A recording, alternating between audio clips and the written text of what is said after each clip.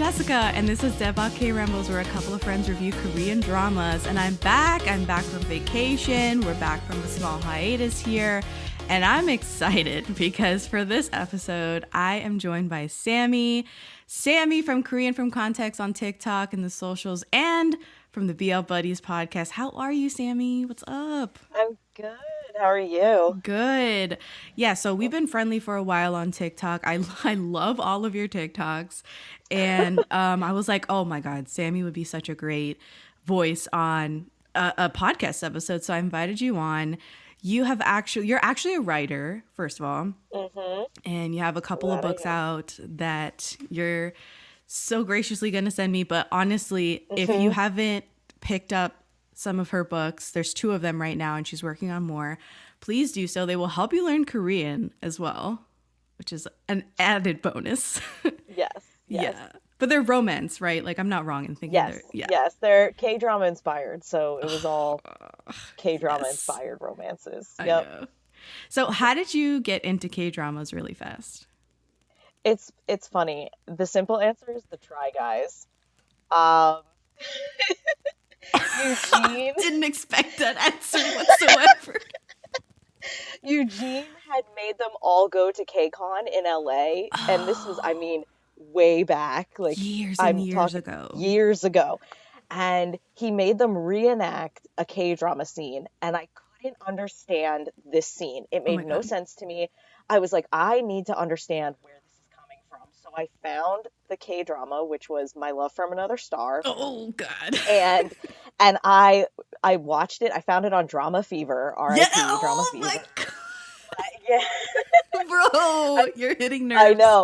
I know. And so I binge watched it like in 2 days, and I went, I need more of this. I need everything that has ever come out. I want it all.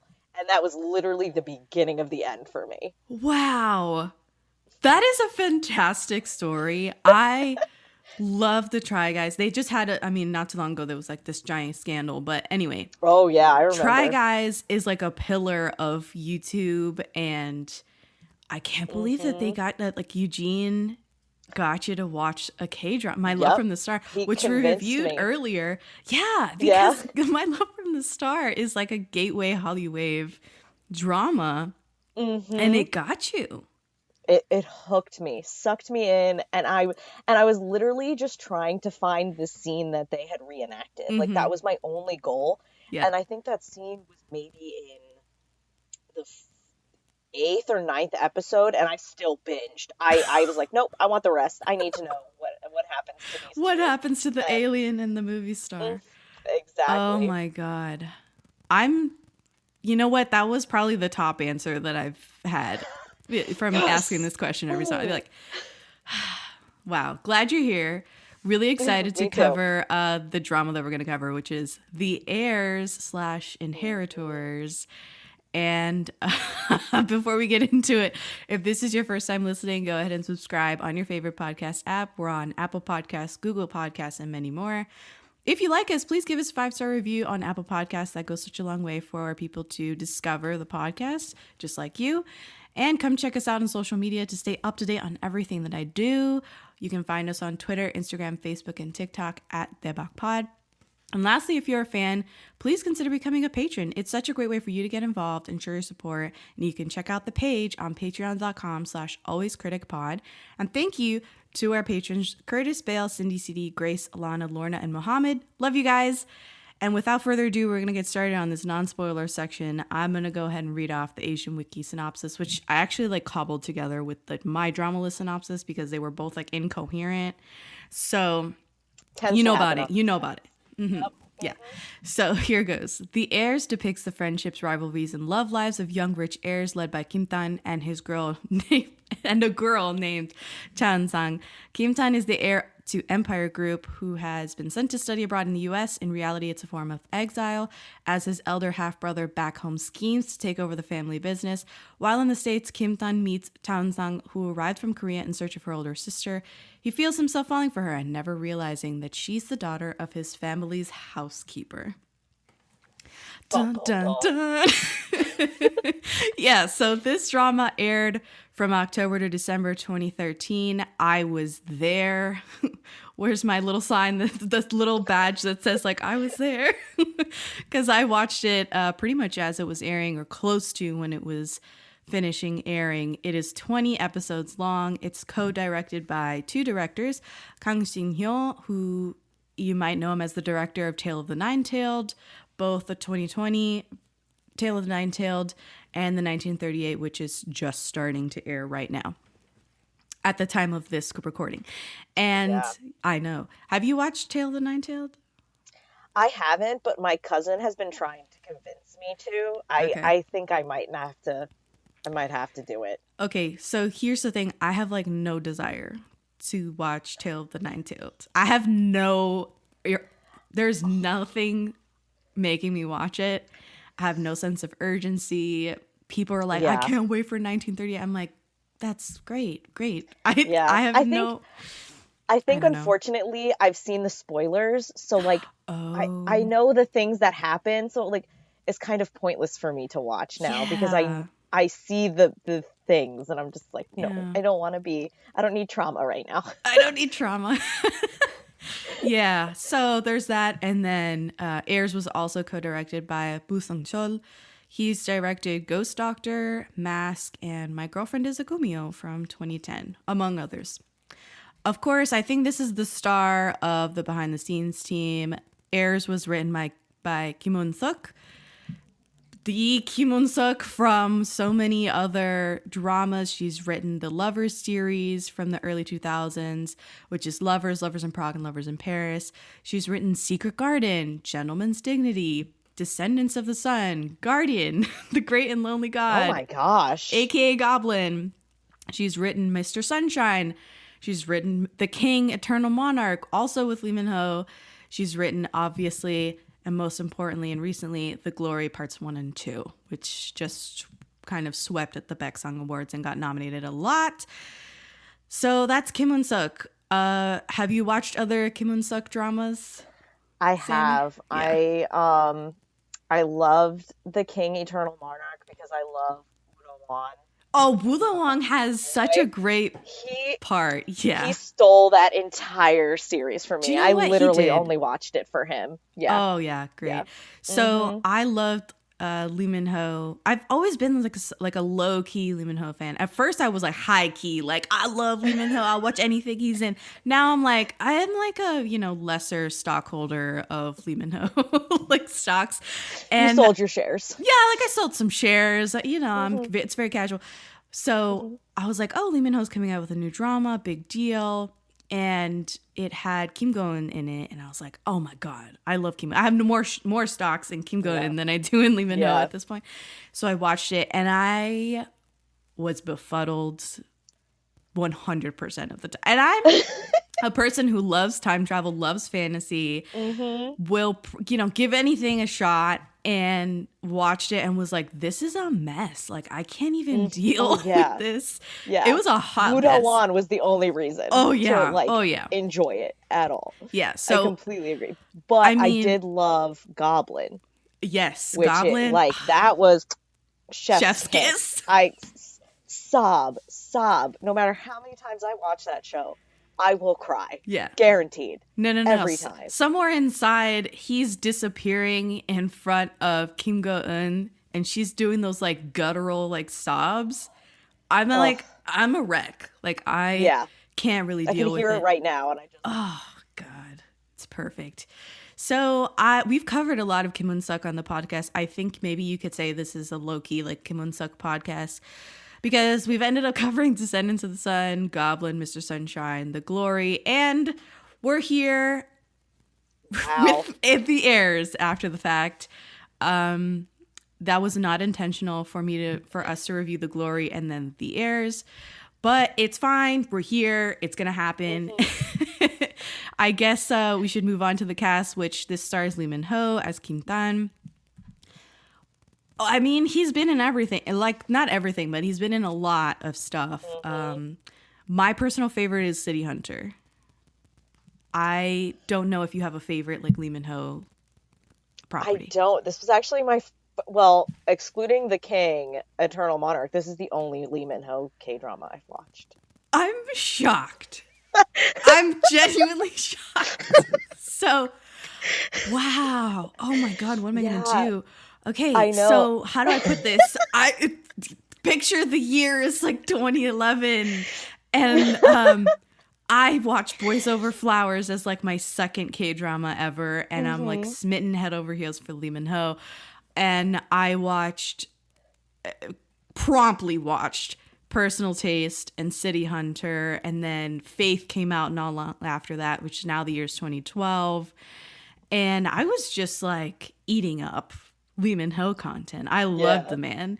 I thought he could do no wrong. And I remember it was like not long, like maybe a couple of years after I watched Faith, I was like, man, I love that show so much. I'm going to rewatch it. So I started rewatching it. I was like, this is terrible. I was like, that was not far removed from when I actually first watched Faith and when it aired.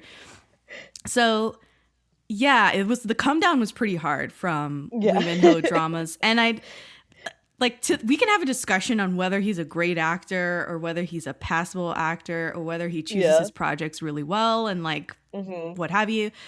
But yeah, so there's a whole discussion to have, I guess, in a little bit about Lee Min-ho. But his co-star is Park Shin-hye. She plays Chan-sung, and Park Shin-hye was like a staple of 2010s and late 2000s K-drama.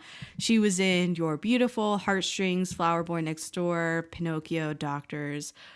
The one I really loathe, Memories of the Alhambra, which is like a premium, amazing concept that they just like squandered. Oh my God.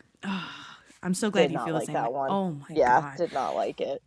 And then I was so mad at Memories of the Alhambra. I have not watched a Park Shin-hye drama since. Okay, I skipped Sisyphus. Oh my God. Yeah, no, I skipped Sisyphus, and she's coming out later this year with Dr. Slump. I was gonna say I never even heard that one. Yeah, no, I was like, when I saw that on the thing, I was like, well, good for her, I guess. Yeah, because she went off and got married to Taejun. Taejun. Yeah. And then she had a child. She had a kid, right? Yeah, I was gonna say she had a So now she's a mother, and like, great, so happy for her, good for her. I loved seeing the wedding photos and stuff. Really happy for her. But now she's back working, and I'm like, girl, are you gonna keep with the quality that you've been putting out lately, or what? So, yeah. But I like her movie stuff better. I don't know if you've seen some of her movies. I saw her in My Annoying Brother. Yeah. And I sobbed. That movie is good. Listen, Korean movies are something else, because you think they're going one way. No, left. There's a hard and left then turn. Boom! You're sobbing uncontrollably. Like they marketed that movie. They marketed My Annoying Brother as a comedy. Yes. So I went into it as a comedy. And by the end, I'm ugly Kim K crying. Like, it was so bad. I was like, you can't do this. Is not what I was expecting. Like, it hits you. Can't do this to me. Oh God. It was so good. I loved it. But man, was I not expecting that from that movie. Yeah, I completely 100% agree. If you haven't watched My Annoying Brother, definitely give it a shot. It's just not like the main, it's not her brother or anything, but she's in it. She's great. I watched her in The Royal Tailor, which is a period piece. She played the queen. Great movie.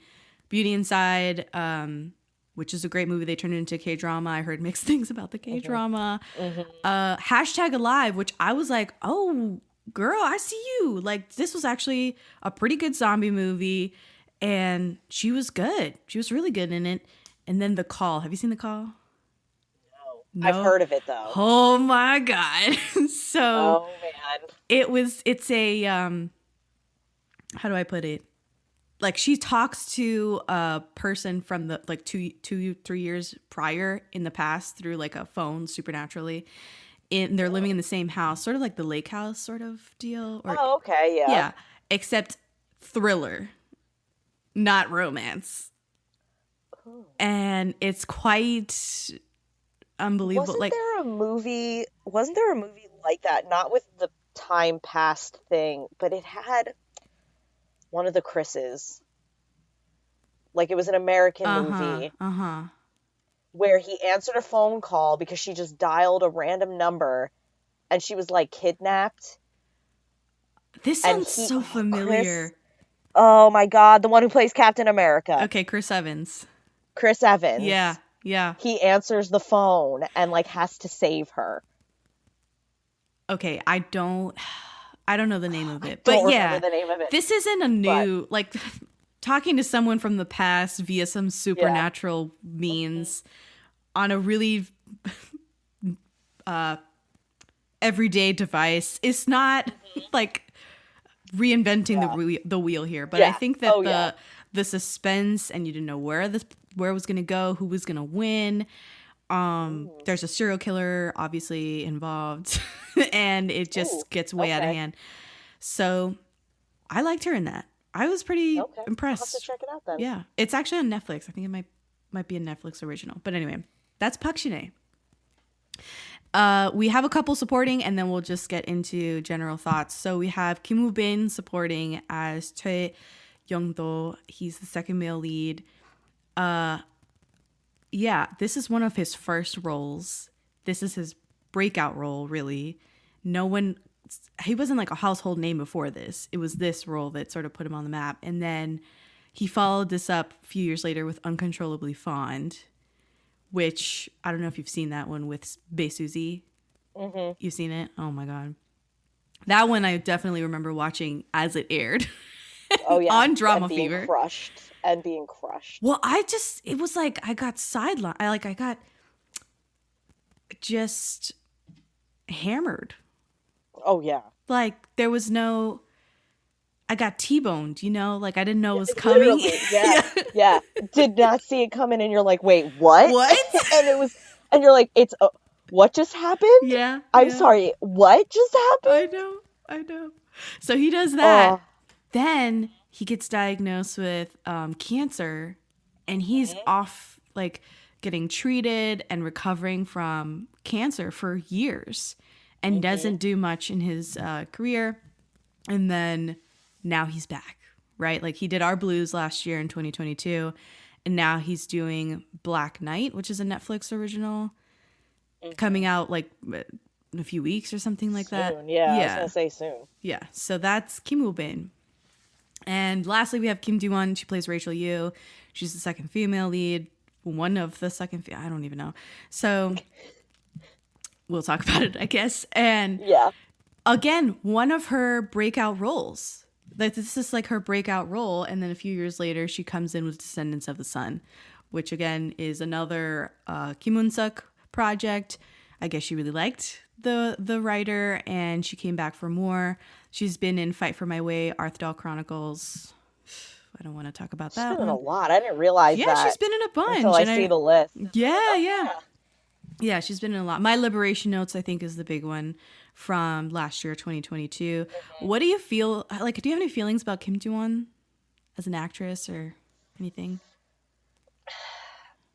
Yeah. If we're talking The Heirs, I was like, meh about her. Mm-hmm. I did like her in Descendants of the Sun, but I felt her role was very similar in the, like, I'm being cold, like, thing. So, and even in Love Struck in the City. Oh, really? I haven't seen that one. Like, she's very, like, she had a fun-loving attitude when, I don't want to spoil it. So, like, but she has this fun-loving attitude in one, like, portion of it. Right. But then she, again, becomes that very stoic, I have no feelings person. Okay. I feel like they almost typecast her as the girl who doesn't show emotions, but has as them. Rachel. It's like she's basically playing a version of Rachel in a lot of her projects. It wasn't until I saw her in Fight for My Way in 2017 that I was like, oh my God, she can do something else. And she's really good as this other personality, like actually trying something different, a totally different character. And then I wasn't impressed with her again until My Liberation Notes from last year, where I was like, oh my God, yeah, this is like totally different from Rachel, right? Like, this is Rachel has like taken over much of her career. ever since this year, 2013, with Heirs. So yeah.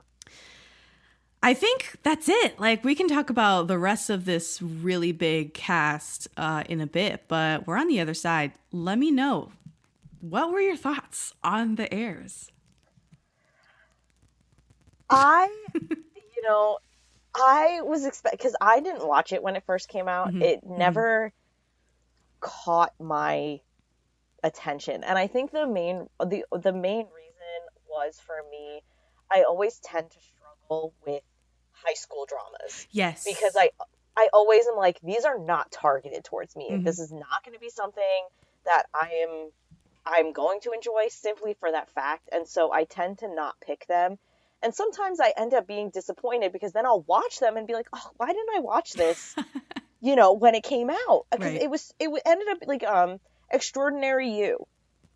I was like, it's a high school thing. It's not going to, and I ended up loving it because it made fun of the high school ones and, that kind of thing. I liked that.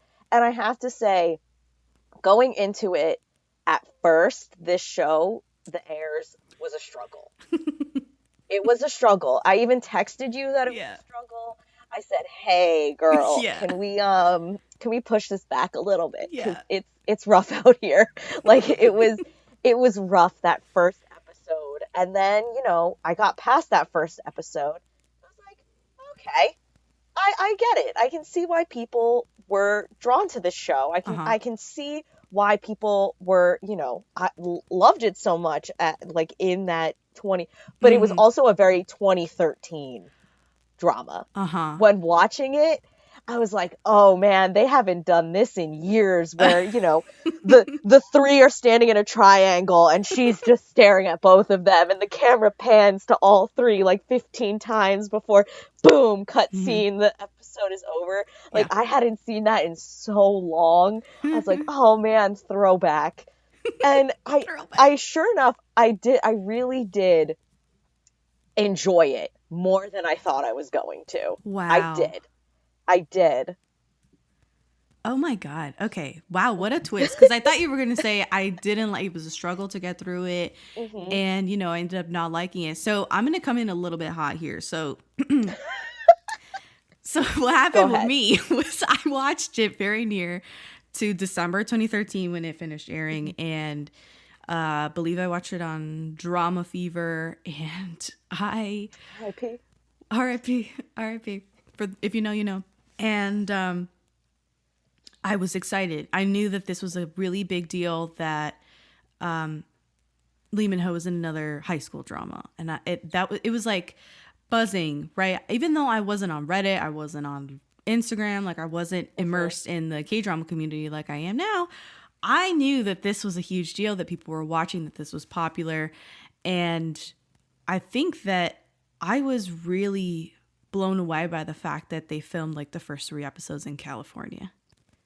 That was a huge, now we don't really think so much about it. Yeah. But back then, that was a huge deal for them to send the entire production overseas and to film on location and have this different locale. We weren't in Seoul.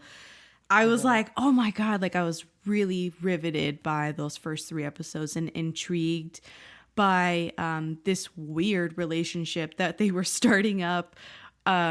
Basically, she's a fish out of water and he's just this weird exile. He's an heir and all this stuff. And he's basically playing a version of Ko Jun-pyo from Boys Over Flowers, right? That character. And I was like, okay, I understand where this is going. Somewhere inside the next 18 episodes, I think I remember being annoyed. Because it was treading water. Like the plot was wafer thin and it was treading water for like episodes on end. And there was a lot of wallowing and crying. And I don't remember being as immersed necessarily in like I think I was more immersed in the drama, but I wasn't like crying. I wasn't like, strung out over much of this drama. And I didn't remember a lot of it. So returning to it, I was like, wow, they're filming in California. Like I started on the same like sort of cycle where I was like, oh yeah, like they did this whole California bit. And I was like laughing at it's so bad. Like, it's ridiculous. It's horrendous. Yep. It was. That's why I said it was. It's bad to get through that episode. And I think I remember being really sort of surprised that her mother, Chan Sang's mother, was mute. Like, that was a huge deal to me back in the day. I was like, I've never seen a character with a disability like that. And like, they're doing sign language and stuff back and forth. I was like, this is amazing. So I thought, like, in my limit, this wasn't the term back then, but like representation was really sort of a positive for me back in 2013 when I watched. But man, I couldn't really get into it this time around. There was very few moments where I was like, yo, this is really cooking right now. Like, this plot is really, like, you know, like, it was, the story's worn out. Everybody's unreasonable, and so unreasonable. Absolutely. I didn't like Chansang. I thought she had no personality. None whatsoever. None whatsoever. Yet all these men were falling over their feet for her. Yeah. Like, I think maybe the reason I enjoyed it the way I did, it was not necessarily the plot. It was not the acting or anything. I think it was that idea of, I was watching an old K-drama in a current mindset. Right. Okay. And the things I enjoyed were things that I kind of was like, oh my God, like things that I used to make fun of in K-dramas, like the back hugs, those like crazy back hugs where she would like lose her, oh my God, what are you doing? Get off me. You're giving me a hug in public? How dare?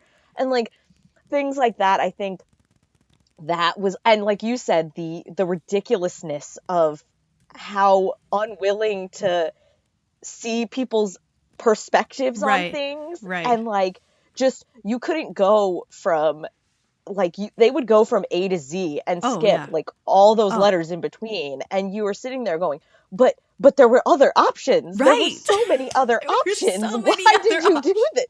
Why? It's like, exactly, like, it was, and like, yeah, I think that's the reason I enjoyed watching it, because this was my first time, and so it kind of was like this, in a weird way, almost like a comfort of the old shows. Like, it was like, oh man, I kind of miss this, but do I really miss this? Because the amount of times I rolled my eyes while watching it going, oh my God, really? Did he just say that? Oh my God, they really just, oh my God. But it still made me enjoy it. Like, I caught myself, smiling and laughing at things that it was just that, oh man, to be back in 2013. Right. Yeah. It's a time capsule for sure. Oh yeah. The show is painfully 2013, and the actors are from 2013. All their style is from there. The clothes, the makeup, everything is sort of retro now. Like, you look back on it and you're like, oh man, I used to wear my hair like this, or my sister had this haircut, and it didn't seem weird back then. Like, that wasn't what I noticed back in 2013. It was definitely, I was definitely picking up more on the romance aspect, and now I'm picking up on the lack of romance. Like, this story isn't very romantic to me at all now. Right? In fact, it's creepy. It's yes. Because he just shows up everywhere. Like, anytime she is being inconvenienced, he's there. How? I don't where? know. When? Like, what in the Edward Cullen are you doing in every location that literally this girl is in? That was literally. Were you thinking? I have that in my notes, that he's being such an Edward Cullen about the whole thing. And why, like, is this romance sweet or is it disturbing? I think it's now I think it's disturbing. That 100%. But back then, when Twilight was still popping back then, it was the thing to be like this creepy stalker, essentially, of the person you liked. Both of them. Yes. Like, she's just going about her day, and he's finds her. He's there all the time, everywhere. I'm sorry. They were in a street corner and he just shows up? What? I can't even do that if I tried. For real. If I used all my powers and I'm like, I think he's going to be on this street corner. Be the wrong street corner. Seoul is so freaking huge. Yeah, exactly. Yeah. So lack of plot, a lot of pain and misery and manufactured angst and like an overabundance of flashbacks and musical montages and just filler, so much filler. Like I said, Cheon-sung is so annoying and indecisive. And I mean, there's nothing to latch onto there for her. I just don't understand why they even fell for her. I can maybe understand why she fell for Kim Tan. Maybe. Oh, yeah. I can But the other way around, like looking back at her, I'm like, I see nothing. Like there's nothing there. And I hate to say it, but she tends to play those characters. Yes. And I really didn't. I never liked her, unfortunately, because every drama I tended to watch of hers, that's what she was. She was this character who they tried to make you pity and made you they made you pity her. Yep. And that's the reason that they should love her. Right. And it was she weird. has it real and I was hard. like, so yeah, she got typecast into that character, and I know she did try and get out of it, and I think she's still trying to with that Alhambra. She tried to get out of that typecast. Yeah, she was typecast as like a Cinderella. Yeah. Every time. Yeah, but a boring Cinderella. And boring. Like at least Cindy had some chops on her. She had goals in life. She had friends, animal friends, whatever. You can make a play for Cinderella having way more personality than Park Shin-hye in this freaking drama. She's literally, and again, like the Cinderella comparison is really runs deep in this drama because she's literally living in the maid's closet in this giant mansion that might as well be a castle. And in this case, in this drama, our Prince Charming doesn't really care about being the prince, doesn't want the crown. If I had a nickel for every time they had a "He who bears the crown" line in this, oh my god, yeah, I could go to Chipotle on it. So, I am kind of on the set. Like, I think you liked the sort of K-drama nostalgia of the show, but once you start looking at it, it's like a Monet. Like you look at it up close and you're like, this is terrible. Yeah, this is absolute. It's like awful. Just what is happening. Yeah. Dang. So I do want to say a few like positive things because I feel like the chemistry between Park Shin-hye and Lee Min-ho at times was okay or passable, sometimes good. I liked when they were bickering. Sometimes their bickering was pretty good. Like they were fast. Like the back and forth was fast. Reminded me a little bit of Gilmore Girls. And the writing was a little bit witty during those moments when they were like just snapping back and forth at each other and having these sort of moments where they were like understanding each other, or she started flirting all of a sudden. He was like, oh my God, like she's flirting back with me.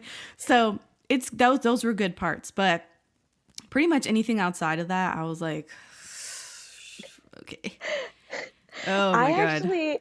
I think I'm going to take not the opposite, but I actually liked her and Woobin. Yes, let's talk about it. I loved their bickering and their like hate, but not hate, like him trying to figure out what he's really feeling about her by like being that bully, but then realizing he doesn't want to bully her, but it's the only way he knows how to show affection, right? You know, this is so an old school mentality, right? And like a lot of things are archaic in this, but the fact that the boys are using like straight up aggression to sort of woo her, and Kim Woo-bin especially with his bullying, which we'll talk about that in a minute, but him trying to like get her attention by being outright like snobbish and mean to her, is like woefully outdated, but later on you sort of root for him.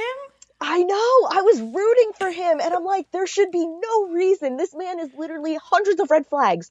There's not a single green flag. Mm-hmm. Yet I'm just sitting there going, I want you to have her. Let him have her. And it's like, like he would, and I think it was like he would just like say random things that I would be like, oh, that's so cute. Like, oh, that's like, like I remember him like he was sitting in the coffee shop and she's like, are you here to just like, annoy me or whatever? And he just says, no, I was feeling lonely. And I like just like my heart. My heart he starts was telling the truth to her. Yes. And I think I was, like you said, I was rooting for him by the end of it. I was like, screw you, Minnow. I'm going with this guy. Like, he's so whiny. Like, both of them are really whiny. But by the end, who has his head on more straight? It's Kim Woo-bin's character. Mm-hmm. In actuality. Mm-hmm. So, you sort of root for him. You feel bad for him. As soon as his hair starts to deflate and it goes down into, like, the Bieber cut, you're like, oh, maybe he's not so bad. Oh, my God. I didn't even think of that until you just said it. And I just went, oh, my God, you're right. Yeah. His hair just gets progressively floppier. Oh, my God. Oh, my God. But speaking of hair, Park Shin-hye's hair, like, it doesn't matter what is happening to her. She could be working 3 part-time jobs. She could be getting yelled at. She could be it's snowing outside. It's cold as shit. The blowout was always immaculate. Immaculate. Yeah, she looked amazing. I always. Like, he would pull her hair down from the ponytail. Where was that bump? Where was the ponytail bump? Where was the crease in her hair? Every woman out here is like, perfect hair. Yeah. How did they do I need her hair. Yeah. Like, how? Yeah. Beautiful. Beautiful. Yeah. I was very jealous of the hair. Yeah. I noticed that right off that. I was like, wow, that's unreasonable. But I really admire. That's aspirational. She's struggling. Can't even afford a room, like an apartment. Yet her hair coiffed. Salon quality. Perfectly. Yes, exactly. That's where all the money went. It went to the salon bills. You're right. But yeah, I have literally going back to, I just see it right now in my notes. He's always hiding by her, next to her, eavesdropping and watching her sleep. Like, he's such a creeper. Very much an Edward character. That's direct quote from my notes. This is why we're meant to do this together. This was a long time coming. Yep. I think this is one of the last bastions, or this era of K-drama is a different generation, because we're still getting red flag male leads. And nowadays, the trend is to have green flag male leads. And you don't have these types of personalities. You don't have these types of Edward, Twilight, like, things happening. Yeah. And if you do, it's way more believable. It's way more connected, and a little more communication for, like, how did he end up on a street corner where she's at? And it's like, well, they texted each other, whatever. Like, they kind of make it better. And it was really jarring to go back to 2013 and see both of these guys who I'm like, at various points in the show, you're like, neither is better than the other, right? Like, clearly, even the second male lead, it's not until the last few episodes that you're like, wow, she should really rethink the Kim Tan thing, because, you know, this guy is actually very, very good.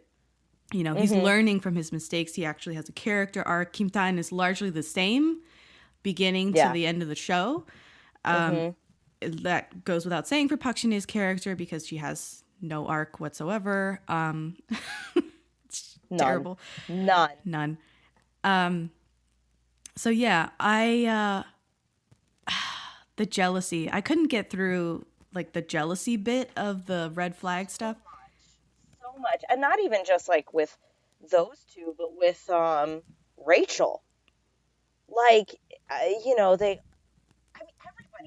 in that series was jealous of everybody else in one way or another. Right. And I think the crazy thing was they constantly knew that. They knew that these other people were jealous of the others they all knew. Yeah. They all knew except for Park Shin-hye. She didn't know. she was oblivious to all this jealousy that was going on. Yeah. But everybody in that show was jealous Right. of somebody. Yeah. And I was like, you know, why? Why? Just move on. Let's get past it. Talking about why, I also didn't understand the animosity between Kim Tan and Woo Bin's character, right? Like, I understood it. Like, after they do, like, the flashbacks of, like, oh, they had this falling out because of whatever. We won't say now because it's non-spoiler section. But, after that, I was like, yeah, so still not a good reason to, like, hate each other's guts. No. Yeah, that didn't make any sense to me. Right. Like, to me, I could understand indifference, right? Like, let's say your friend moves away suddenly and you had this crazy, weird falling out that happened, and now you don't really know who they are. You haven't heard from them. I can understand they just don't care about each other anymore. Like, they have nothing 100%. To do with each other. Not this. So I can understand that, not this active hate. That takes way more energy to hate someone than it just does to not care. So I feel like that's something that probably if this was written today, they would go a little more in that route where it's like they don't really have anything to do with each other. They're more indifferent to each other.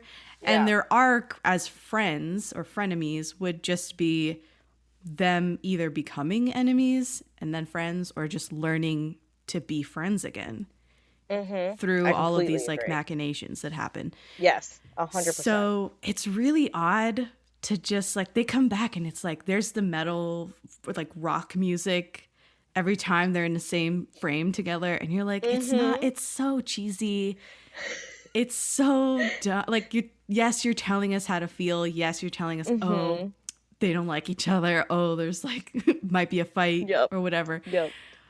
I'm just like, that's part of the high school dramas as well, where they're kind of hand-holding the audience a lot. And it was just so annoying. Like, I just was annoyed for large swaths of the show. Because, I totally get it. Oh, God. I couldn't deal with it. The possessiveness, the jealousy, the like, all of the trimmings of it. But what did you think of the OST? And then after this, we'll give our scores and get into the spoiler section. Love is the moment. Love is the moment. Exactly. It's so funny because I knew it was from this show, but I had never watched the show, so I never could appreciate it in all the like, joking drama TikToks and like Instagram things. This is now, yes, yeah, exactly. Now it just like clicks so much more that I'm like, you gotta appreciate it. Yeah, I think in episode 1 when they're still in Cali and they needle drop the first OST song, and I was like, oh my God, my neck, the whiplash. Yeah, yep. I still love this OST. I still think it's stupid and over the top, but it's like pure K-drama OST goodness, and it's like pure fun. It's not trying to be cool necessarily. No. Like today, I feel like OSTs are trying to be a little more cool, hip. Yeah. Follow a specific genre, and this is like not that at all. I think the thing is like it brings like that nostalgia back, and it makes you, even while we've said that it has its cringy moments and like there's so many things to cringe. Not like about it. Yeah. It puts us back into that moment when like, oh man, remember when so and so did this and that, and it brings you back into that K-drama and like the things you remembered that you liked. I agree completely. Oh man. All right, so what would you give this drama out of 5 soju bottles, 5 being a really great, wonderful experience watching it? I'm actually going to go a little high, but not too high. Okay. I'm going to give it a 3.8. Okay. Because I feel like I said, it was very nostalgic. It made me weirdly miss the like multiple red flags in K-drama men. Yeah. But also made me realize how much they've developed right. K-dramas since. I love Woo-bin. Like, he grew on me so much Right. in that like show. And like you said, by the end of it, he was the one who was the most together. Right. You know, he really was. And so there were a lot of things to like, but there were more things to, you know, kind of dislike. So that's why it's over the halfway point, but it's not 4. Okay. So I'm going to give it a 2.5 because it was almost unwatchable for large parts of the show. Some scenes are iconic and really good, and I think it did some things really well. The OST is really good. Lee Min-ho is, I don't think we've said necessarily a bad thing about Lee Min-ho so far. Mm-hmm. I think he really carries the show. Not Park Shin-hye at all. Nope, not at all. No. And I guess we'll talk about it more in spoiler section, but a lot of positive things. I like the disability representation with the mute mom, which again I was like so awestruck about that in 2013 watching it for the first time.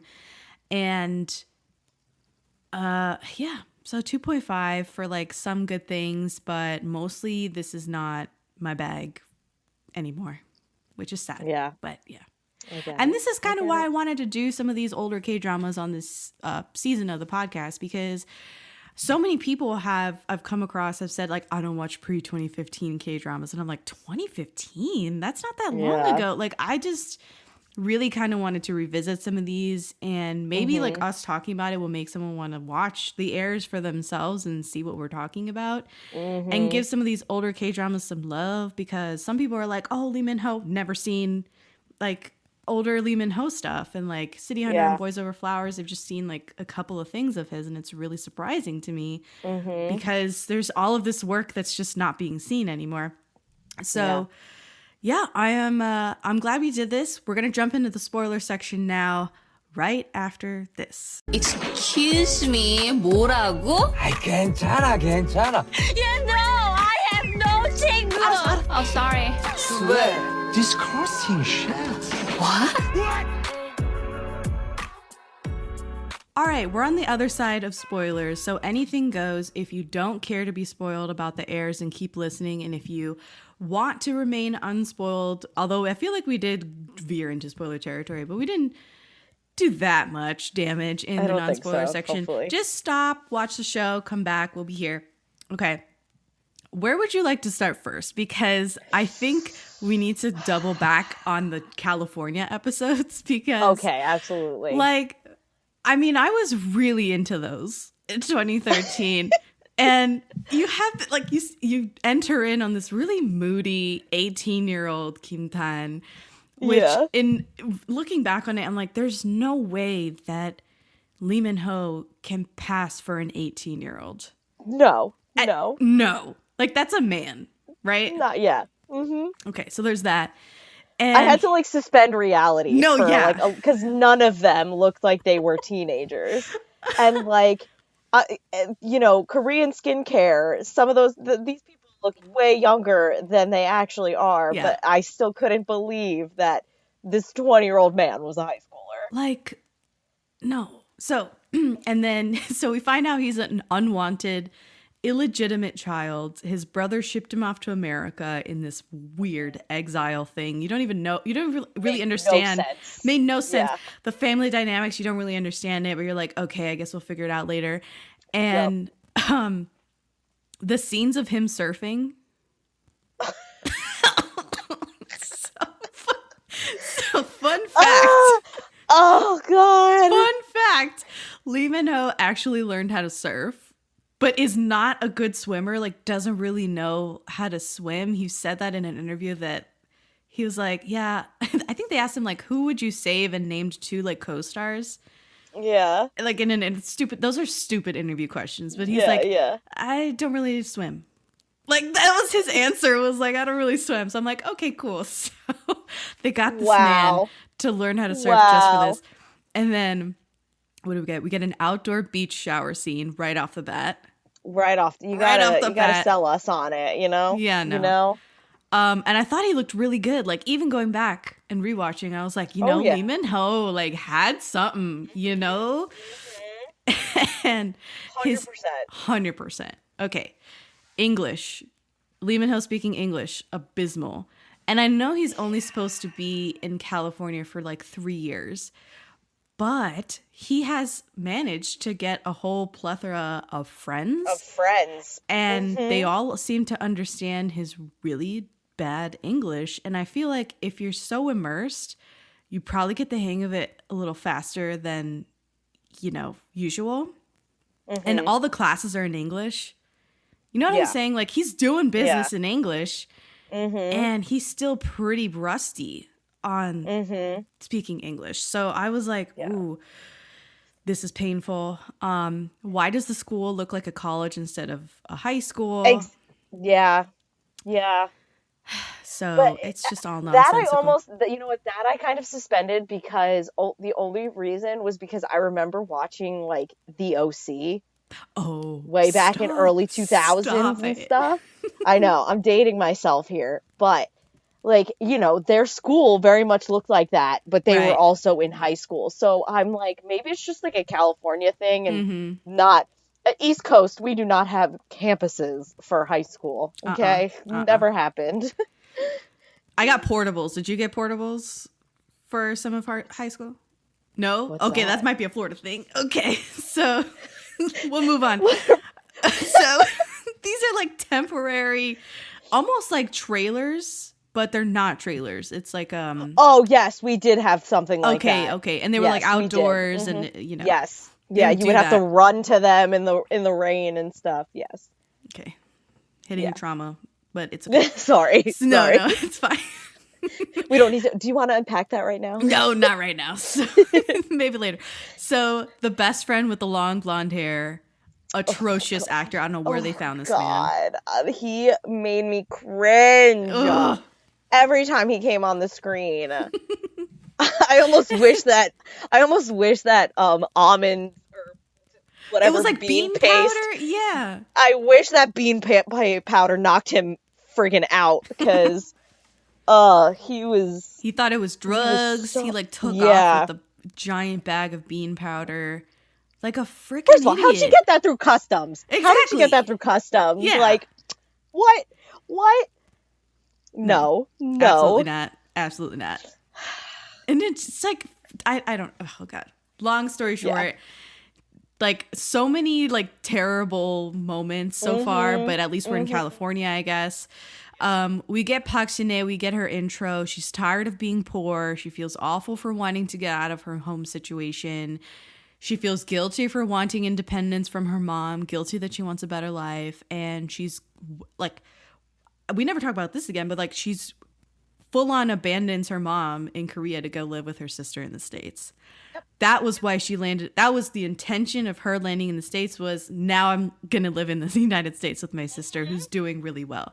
Plot twist, the sister's doing terribly.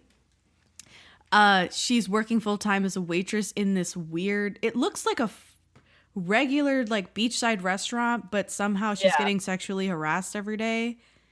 All the time, everywhere. Like, it's not a Hooters or like a Twin Peaks sort of place. So I was like, I don't even get this. So again, lots of questions here, especially because they're in the States. So like the level of scrutiny is a little bit higher, I guess, for us because we're from the States. So she gets there. Everything is like to shit. Like the sister is in this terrible, violent, abusive relationship with this deadbeat dude in what looks like a crack house. Oh, seriously. It looks like a crack straight house. up crack house. Yes. And Lee Min-ho like sees all the drama and he's like just in the middle. Like she's watching her sister get sexually harassed in the restaurant and she's doing like the Park Shin-hye lip biting, chin quivering like thing is so, I hate it. Like to this day I hate it. I think that's ridiculous acting. Lip biting because she like is frustrated and like she can't like express it any other way. And Lee Min-ho is literally sipping coffee watching this drama play. I was gonna say your TikTok of literally him just watching these two and just like the Kermit. He's like meme. the Kermit.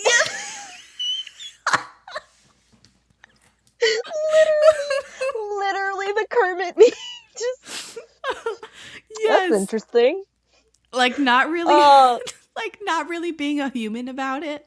No, all. totally just wonder what God. that's about. Yeah, like Lee Min-ho couldn't have, like, I don't know what they were thinking with that choice. There's so many choices, right? But that's just one of them. Yes.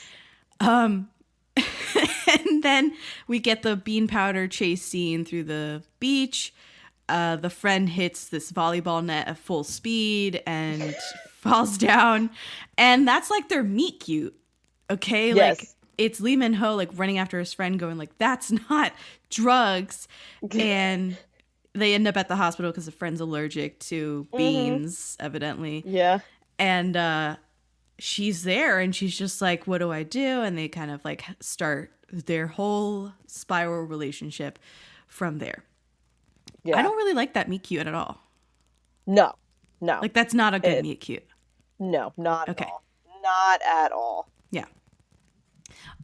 We never circle back on the sister at all throughout the show. Never. I was going to say that. They literally bring her up at the very end. I think when she gets back to Korea, her mom says that, she called and she said, like, sorry. What? That's it? That's what you accept of this entire... That's like a cold bitch right there. A cold bitch right there. Because she stole all the money that the mother had. Oh, yeah. And fucks off, like, doesn't tell them where she's going, what she's doing. Nope. And, like, that's it. You guys are going to just have straight to deal up with this. abandons them. And you're like, that's fine. No. What kind of sister is that? And then they reference her, I think in the last episode or so, where... the mom was like, oh, yeah, she texted me. And I was like, texted? Like, the shots just keep coming. Like, not even a call? She texted to say she was okay. She got a job. She's fine. Back on her feet. What? Crazy. Yeah. Yeah. You got to pay us back for all the money you stole? Like, hello? Bruh. Yeah, so, I hated that. Hated it. They make America look really good. And really bad. And at the same time, At the same time, the roving band of gangsters that like come upon my Park Shin-hye when she's waiting for her sister by the crack house, which what the fuck was she thinking, first of all? And like this roving band of gangsters like walks by on the sidewalk and they start like talking about her. Like they like and she gets really scared and starts and hides, and then they have that like moment where Kim Tan like comes back driving down the street to pick her up. Yeah. Oh my god. But then that follows up with the other two gangsters who show up at his house. For some reason in Malibu. Why? Malibu. Why? Yeah. Why were they there for him exactly? Like I never understood that part except for it was just a reason for him to grab her and run. Yeah. Like that was like episode whole thing 2. Never made sense. Yeah, no, them running and then oh my god. But this scene is so iconic, right? Like to me this is one of the big scenes of the show is them just like running to hand in hand like through California and them running from Malibu to the Hollywood Walk of Fame, which is like an hour drive. Yes. On a good day. Nearly sent me over the edge because that's like one of those things where wow, the Korean audience would just never get that this is dead wrong and you can't just run from Malibu to the Hollywood Walk of Fame. Yeah. And then up LA. To the Hollywood sign. And then near like, they were in that like residential area near the hill. Yeah. And I was like, oh, it's so painful. It's painful. Yeah. Mm-hmm. So, she stays over at his mansion in Malibu. He keeps like messing with her, like scares her about like taking her kidneys. And she like actually believes him, but then actually like why is he being such a dick? Because she's has no passport in the States. Staying over a stranger's house is definitely just came from a crack house in a bad part of town.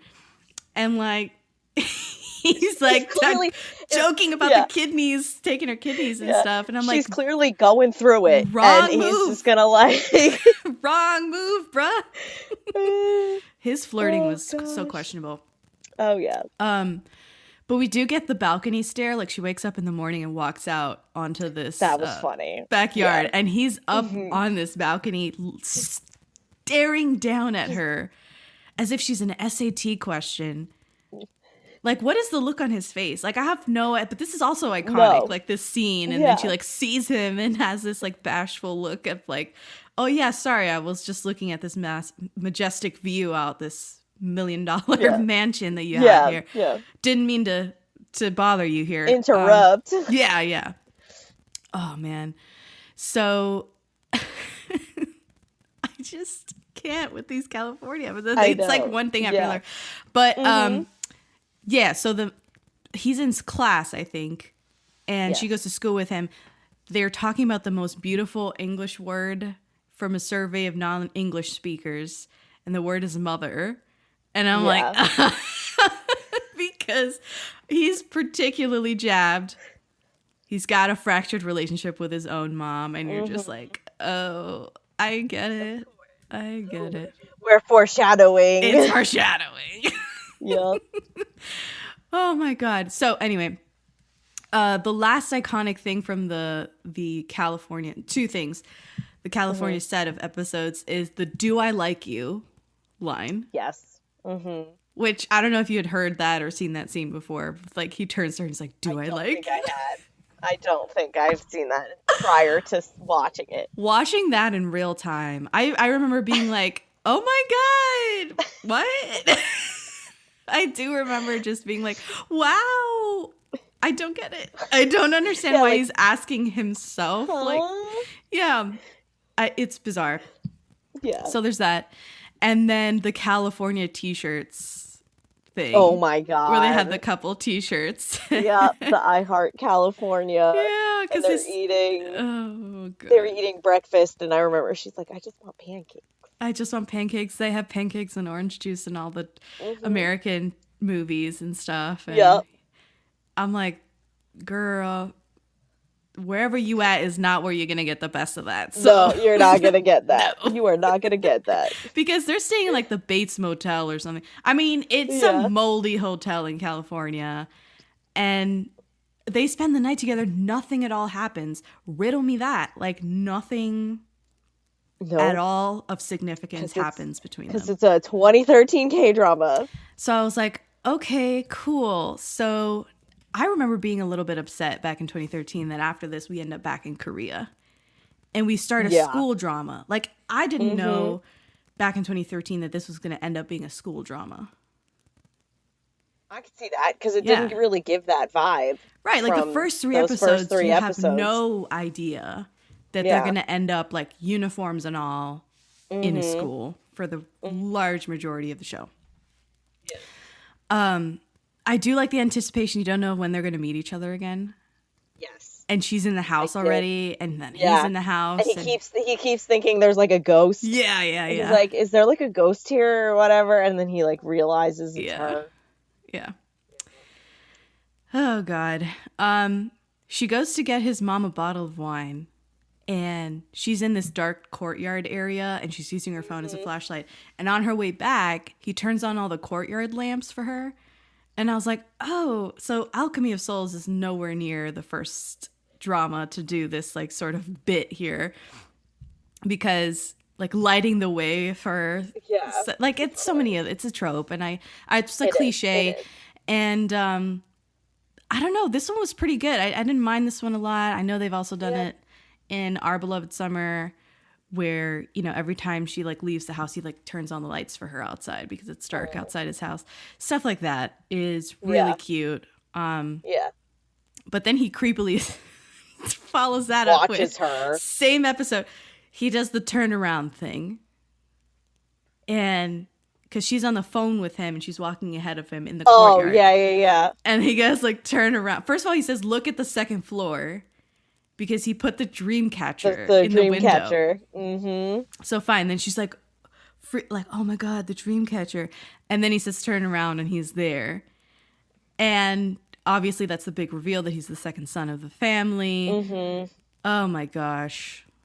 I kind of understood. And then begins the stalking. Then begins well, I mean, from then on, it's only stalking. That's all it is. It's all it is. Do you think that this show made any progressive, like, comment on elitism or the case system that's in the school or anything of that nature? Because I don't know if they did. Like, at the end of the day, they were like, here it is.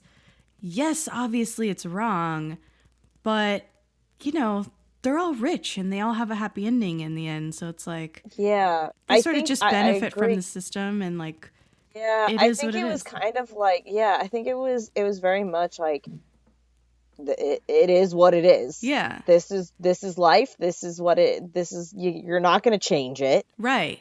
You'll never change it. Right. And you know, you should just go quick and accept that. Like, just accept that this is the way it is and it'll always be this way. So yeah, I think, you know, maybe in a sense the people watching got this sense of, wow, this is shitty. Like, we shouldn't be doing this. Like, this is not how the world should work. In schools and outside of school and everything like that. But like, this is not how it should be. Maybe we like can somehow fix that in the real world, but in the show itself, I don't think it really changed anything. Like, she didn't benefit from her boyfriend being, you know, whatever. In fact, it made her life way worse. Like, she was constantly bullied. She was constantly in threat of everything and anything being thrown at her. Right. Her life did not get any better. It just got progressively worse. Yeah. But yay, she's in love. Like, congrats. We are in love. Haven't hurt? Okay, sorry. Avril second there. Through that. I love that. Love it. Yeah, I was kind of annoyed at the end of the day because they introduced all these big concepts that are, the school has this crazy caste system, you know, the elite people, the people at the top are the kids that are going to inherit a business. The second ones are the stocks. The third ones are the like high honorable professions like judges and law firms, CEOs and like crap like that. And I was like, okay, great. So this is sort of like a reflection of their world, like this top 1% world that they live in, this bubble. And the kids don't just do this of their own accord. Like, they learn this. They learn to discriminate against each other like this. And it all comes from their parents, which we see like all of the parents and all of their mess as well. Oh, yeah. Yeah. So, but they don't offer any solutions, right? Like, they're not like, we should change this, you know? Some characters kind of go through the ringer because they end up lying to be in a higher position in the school. Like, they think she's a parvenu. They think like Taun Thong is a parvenu, whatever that is. New money. Yeah. And then I didn't understand the parvenu phrase. I didn't get it either, but I was like, fine, whatever. And this other girl also started to get bullied because her mom ran a brothel. It wasn't a brothel. Oh, the brothel. Yeah, it was a host club. Like host club, that's right. Yeah, it was a host club. And she was wildly successful, so I was like, damn. But that's not honorable. So yeah. She said they were selling water bottles. And I was like, what? I bet you she was like, what's something stupid enough that people will believe my family made tons of money off of and no one's going to go fact checking? Oh, yeah, we make water bottles. We sell water bottles. So, and at the end of the day, everyone was just like, kind of like, okay, they let these two slide. And that was it. Like, the system was the same. You know, largely the same. It didn't change. Nobody got bullied in the hot seat, but that's because Kim Woo-bin's character like reformed himself, and like that was that. That's the only change was the hot seat was no longer that seat. Yeah, they took the power out of the seat. They took the power out of it. Well, you know, little changes. Maybe little changes, I guess. the graduates of the next years changed it up even more, but oh, hopefully. What did you think about the whole drama with Rachel and Kim Woo-bin's character possibly becoming siblings and their parents being engaged, and then that having like a weird ripple effect on everyone around them and their relationship, and like it was weird. I think it was weird. I think, you know, when I first started the show, I was almost thinking that they were going to end up together. Like a Cruel Intentions thing, like they're Yes, step siblings, but like they have a thing. Either that or like the parents would end up not getting married, and they would just like, you know, be like dating and whatnot. I don't know why. I think because they were both such horrible people. Yeah. You know, I was sitting there going, these two are absolute trash, especially in the beginning. Oh, yeah. That they deserved each other 100%. Like, they were just the worst of the worst. But then, you know, like we said, you know, Woo-bin's character really did develop so much more than any other character in that show. So by the end, I didn't see them ever, like, being anything. Because she stayed... She stayed that petty, angry. Yeah, like, listen, lovers have been scorned before you, after you, and like, you know, at the same time. You need to learn when to take the L. And she just refused. She outright refused after he straight up said to her, I don't love you. I like this girl. Yeah. He didn't pick her up at the airport. Bro, because there was so many things he didn't do. Like, yeah, he didn't pick her up at the airport because it was too hot and he didn't feel like it. Like, he didn't take her on a date for their anniversary of their engagement. He didn't, you know, he did nothing for her. And yet she was, like, obsessed with him. No, she caught feelings hard. Yeah, and I'm, like, sitting there going, but why? Yeah. And that was another thing, you know, add to, like, the toxicity of 2013 of...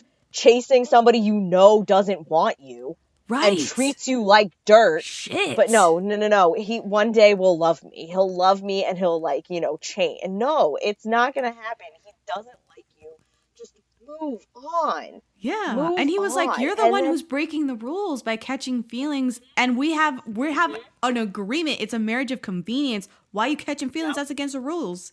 And she was like, I don't care. I want you. And that's that. Like, yeah. Yeah, and then Rachel was a problem. Rachel was such, and then her logic of, well, if I end the engagement, he'll want to be with me. Delusional. What? What? Where do you even put that together? Like, what?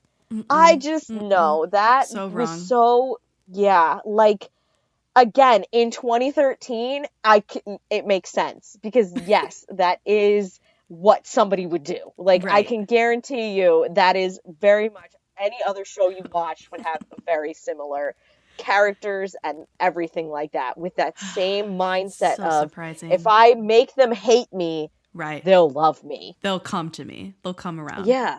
Yeah. And it's just like, it was not that. And then what are you smoking? Yeah. And then, you know, their whole family dynamic thing. Oh. Both, like, I think they're both Woo-bin and I guess I should call him Young-do and Rachel. Young-do and Rachel, Yeah, they, you know, their parents were just as shitty as... Oh my God. They were just horrible. They were horrible people. I think they were also a marriage of convenience. They were absolutely. They were never in, you know, anything. And she, like, loved, she loved the chief secretary. The chief secretary. Let's talk about this because I think this was a giant missed opportunity in the show is that the mom, Rachel's mom, had some sort of history with the chief secretary. Like, they were each other's first love or something. It didn't work out, crash and burn. And then she became a cold-hearted, money-grabbing bitch, evidently. Started her own biz, which fine, great. Love that for her, entrepreneur. But then she started she was going to get married to, like, an abusive, a wildly macho man just for business. just And he was a out of man convenience. whore. Man whore Like- as well. And then she got offended that he was a man whore. And you're like, I'm like, what do you want? What do you want out of this? Like, what are you expecting? You want What were loyalty? you Actually? Yeah. So Like- I was very taken aback by her. But the relationship that she could have had with the chief secretary could have been so juicy. It was, because yes. they had that scene where he like Oh my god, where he just like kisses her in the Even I was like, what Am in the I? cage? What? This actually, yes. So she's engaged. They had this really tense conversation with her fiance, and then the chief secretary is there, and the Hyung is there. Kim Tan's brother is there too. And 1 minute, you know, he's the chief secretary is getting an earful from the machismo fiance who's being extremely rude. The chief secretary gets up and talks on the phone with his son. He's like, yeah, I'm going to be home late. Don't worry. Wait up for me. It's fine.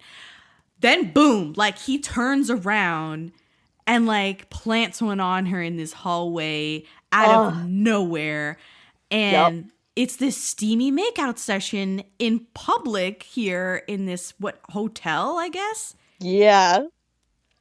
I was so taken aback. I was completely surprised. My wig was snatched. That was one of those moments where I was like, I do not remember this at all. At all. I was like, oh, in a drama. Okay. Oh, okay. Okay. Yeah, I didn't see the I was- PG-13 on this. But okay. All right. Very missed opportunity because they never It circled really back on that. was because they never They really don't brought it come up back to again. that. They just like showed that, like, I think in a future episode, Kim Tan's mother has the photo Yes. of them. That's Which- the only time it's ever really circled back on. Right. Because they never, like, she's waiting for him to call her, and he's like, this isn't a good idea. I'm not going to give you my number. If you really want my number, you'll figure it out. And then she does, like, figure it out and calls him. But, like, they don't develop anything. It doesn't become this, like, saucy side plot that you want it to be, especially with that, like, episode 6, like, boom, makeout session.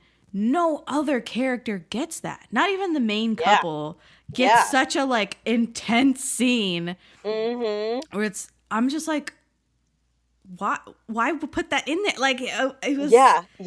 It was, I think they expected to make it more and then ended up just going, you know what? We got other things to deal with that we have to address, that this is just gonna. No, we have more like stalking and more Stalking, crying, crying, wallowing, self-loathing.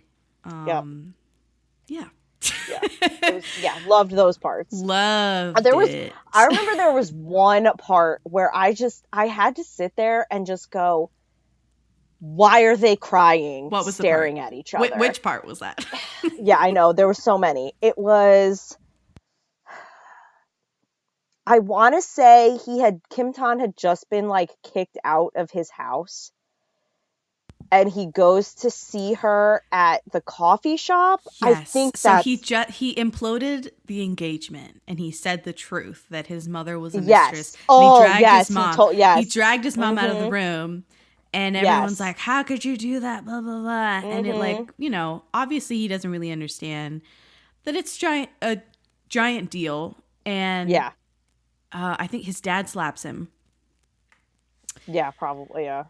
And then he goes back to the coffee shop. Because he went to the coffee shop before this whole thing went down. Then he went home, did some shit, and then went back to the coffee shop afterward. And he just shows up. And why is he crying with, like, his mouth open? Yeah. And Did you they're remember just this? staring at each other. They're just staring. And she starts crying, too. And then she starts crying. And I'm like, why are you crying? No words have been said. What is happening? It was like... and I think that's how the episode ended. Right, and then like it came back like the next episode and they're still just crying. They're still there. And like nothing has been explained. And you're just like, somebody explain why they're crying to each other. I guess there just were a lot of those scenes though. But no, so many of those scenes. You're absolutely right. Where there's no reason why she should be sympathy crying. such a weak character for Chang Yeah, Sung. I just, again, that Park Shin-hye always got those characters. I like know. really just could never get behind her acting because I always, even when I hadn't watched this show, I had seen clips and stuff of it, and I Yeah. went, "This is what I saw from her in Flower Boy Next Door. This is what I saw from her in like all these other shows that I've watched her in." I'm like, right. Like, no hate to Park Shin-hye, but I just don't really understand how she made it. I don't know. I think it. Yeah. I don't know. She's I don't very think she has- beautiful. She's very beautiful. Oh yeah, And absolutely. I think that might have been her selling point. And they said, "Can you cry?" And then they said, "Yep, okay, you're in the heirs now." They said, and I just, it's very frustrating to watch most of her dramas. Like, again, I think she works better maybe in smaller doses, and that's why I like her movies better. Movies, yeah, I agree. But like, first of all, why was this show 20 episodes? Oh, God, it was such a struggle. It was a struggle. Was it 20 episodes? It could have easily been 16. Nowadays, Easily 12, 10, maybe. Just to tighten it up so much. Yeah. Yeah. But yeah, kick the out a 20 lot of episodes- those plot points that were like unnecessary. Like, Oh my God. what's his name? The kid and his tutor. Oh my God, Kang Han-ul and his tutor. Yeah, that and he had a his crush tutor, on.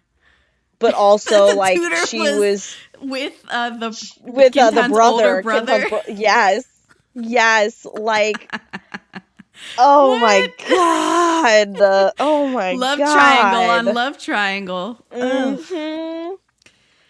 I never liked Trig. And then like I know you had brought it up, but like I did not understand the animosity between Kim Tan and Kim. Was it Kim Won? Or something. I know his name was Won. His first name was Won. No, Kim Won. It was. Kim Won. The brother, Kim Won. So it's Kim Tan and Kim Won. Yeah, they're brothers and they have to have similar names. So, yes, anyway. yes. I just couldn't understand the animosity he had. Like, so I don't get it either. Like, no, it was cruel. It was cruel. It was cruel, and like I get it. Like to an extent, I understood.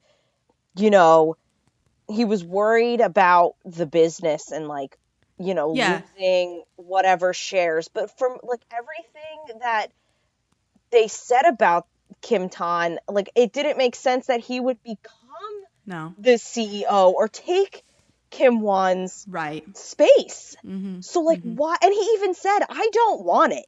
He said it countless times. "I don't want it. It's yours. It's not what I want to do." Mm-hmm. And yet he still was like, "Nah, dude, I hate you. Like, go to California. Like, I don't want to see you. I don't want it. Like, you are not my brother." And it's like, what? And then like illogical. It was illogical. It was so illogical. And then like, whoever dropped the bomb about Kim Tan being the mistress's son and not his actual whatever. And then they're like, okay, that's the perfect time to give him all of the shares so that he can now actually be the CEO, like highest shareholder, whatever. What? The mania around the fucking shares. Okay, so let's break this down really fast because I think you're touching on just like the family dynamics of Kim Tan's family, which for some reason their dad, we'll call him Chairman Dad, wants his sons to fight for control over the company because that's what he did. Evidently, he was wheeling and dealing and chopping off heads in his younger days to gain control over this conglomerate, which fine. So he believes that his sons should do the same. And he sort of bred this animosity into both of them. However, Kim Won, the older brother, was really keen on just hating the younger brother ever since they were children. Because he just felt like the dad owed it to him to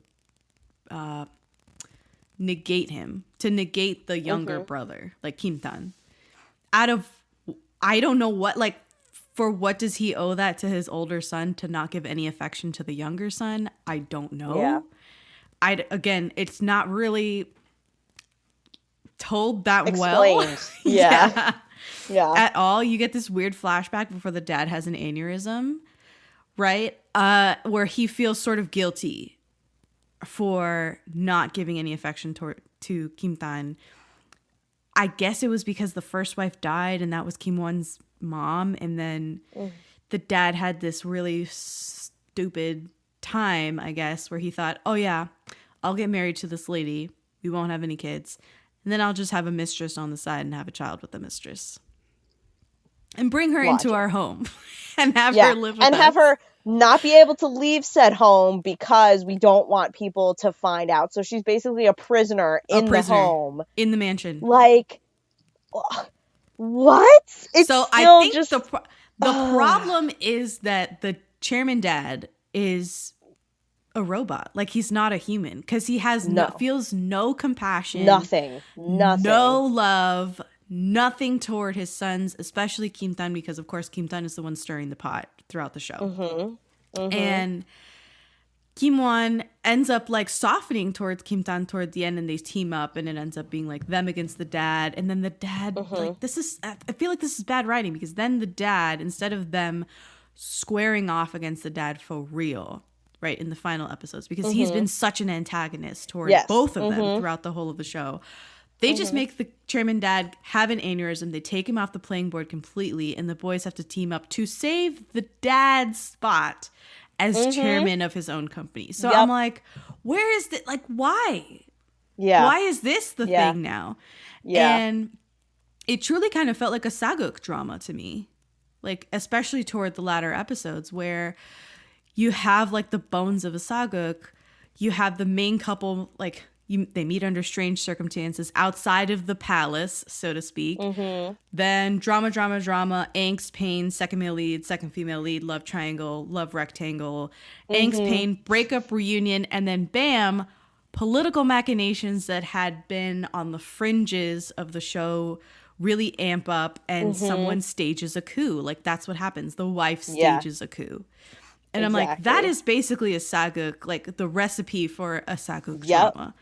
And that's what happens in Heirs, right? And it's no coincidence that they're talking about like heirs and the throne and all this like shit, right? That is very reminiscent of, they think they're royalty. They think this is their little kingdom. And, you know, what are they going to do? This is a power play that's happening in the background for most of the show, and then in the end episodes it becomes like the main thing. So it's annoying. I think it was bad. A cop out. It is a cop out, absolutely. Especially because you want the chairman dad to get some sort of comeuppance. You want him to get absolutely, or you want him to genuinely sort of feel empathy or sympathy for his and realize children. What he did. What he did. He ruined their actively ruined their lives. Ruined the lives of both of the women in his life, who are, for all intents and purposes, like the mistress mom is taking care of him. He's like not working, and he's basically retired because of his health. And she's living with him and, you know, caring for him and being there for him. And he looks down on her. He thinks she's lesser. He doesn't want anyone to know that, you know, that Kim-tan was born out of wedlock, that he's the son of a mistress. And I'm like, you did that. Like, it's all him. And he doesn't realize that he's the freaking issue. Yeah, he's the problem. Yes. And he starts blaming the mom at the end of the show. He's like, it's because of your low-class blood that, like, Kim-tan, like, turned out this way and this whole thing happened. I'm like, like, how can you say when he went off, I know. When he said that to her, I was like, if you don't leave him right now. Oh, my God. I hated it. And he was like, and, you know, like, there's always going to be characters you absolutely hate. And I didn't want him, honestly, I didn't want him to ever get redeemed. I would have loved for them to get that comeuppance. I would have loved for them to take him down and say, hey, look, you don't need to fight family to make your life successful. Family helps you be successful. Right. And you can suck it. Yeah. And like you said, they didn't get to do that. No, it comes so close, though. It made me so angry. They get so close. So angry. Because the mom ends up leaving him. He's home alone. Kim Tan is like, we're not related anymore. Deuce is out. And the old man is left in that giant mansion by himself. Yeah. The brothers have reconciled. Like, they're now like on pretty good terms. And I'm like, okay, great. Like, he's gonna live with regret or something that he pushed everyone away and he was like dead wrong, and everything, his entire mentality, the way he lived his life. And instead he just like heals over and he's in a coma for like 3 episodes or something. Yeah. And they have to rally around the old man to like stave off the coup. And I'm like, this is so wrong. Like, you had first of all, just let him die. Like, I wish he'd just die and they'd have to deal with the fallout of that. Versus he's in a coma and he may or may not, get out. Come back out of the coma. Oh my God. Yeah. Frustrating. I'm with you on that. Yeah. Let me see. Yeah, a lot of my notes are about Rachel because I just say everyone is so annoying. Yeah. Literally everyone is so annoying. Oh, and then the kid, I'm looking at the thing. Myung-soo by the kid Park Hyun-sik. Yeah, Park Hyun-sik, yeah. His character was so stupid, but like the best comedic relief of that entire show. Like when he camps out because Kim Tan and Cha Sung are like in his thing, and Kim Tan changes the password, and when they come out he's just there with his camera. Like, what? I was dying. And then when they had him be the DJ at Bona and Chaeyoung's like getting back together party. Yes. I can't. First of all, who has a getting back together party? Like, it's so extra. And then it gets ruined because Rachel pulled a Rachel, and like it was Rachel. Oh my God, it was just, he was probably my favorite character simply because of that, because he was just so he was literally there just for the comedic relief of that entire show, and I absolutely loved it. I agree completely. Loved it. Agree completely. I think what frustrated me about looking at my notes, and this is terrible, like, you have this female lead who's tired of living life, right? She's tired of like hustling. And she has this moment in episode 7 where, again, outside of where she works, he's bothering her at work. And she says, like, Kim Tan keeps making her uncomfortable. She just wants to be left alone so she can graduate and live a better life once she's legally an adult. But she keeps feeling trapped, so she says this really stupid line. I don't know how Kim Eun-Sook wrote this. She says, "I'm really lost about what I should do right now." Which, I don't like it when like women characters are like, I don't know what to do. Yeah. Right? Yeah. I think she knows what to do. Because we're the ones who always... Exactly. Yeah. Exactly. Yeah. Who said that? Somebody had a great quote about that. Where I think it was, oh my God, Reese Witherspoon, I think it was. Yeah. Who said something where along she these said... lines. Yeah, like women always know what to do. Yeah. Women would never ask what to do. A man. Well, I don't know what to do. A man asks, and a woman has the solution. And it's funny because actually, now that I think about it, in my book that I just came out with, he goes like, "What do we do?" And she's like, "Funny you ask." And she pulls out like a whole plan of what they can do to make this solution, like to solve the problem. You're telling me she's been wallowing and hasn't come up with any solutions whatsoever? A single thing. So then he answers her because she's like amusing. I'm really lost about what I should do. And he says, this is terrible. Like, this is such a red flag. He says, do you want me to tell you? Get out of my house tomorrow. Will that be hard? Do you want to continue going to school? Then I want you to start liking me and be sincere while you're at it. I like you.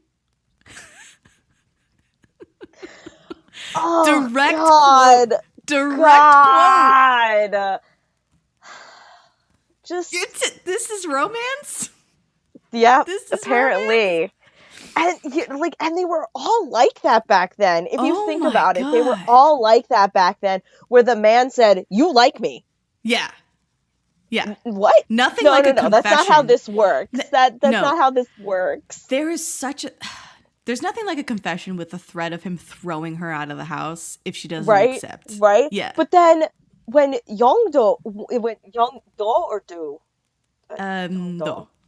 Yeah, Do. pretty sure. When he confesses, it's an actual confession. Yes. And I'm sitting there going, you're telling me he doesn't get the girl? Like, what?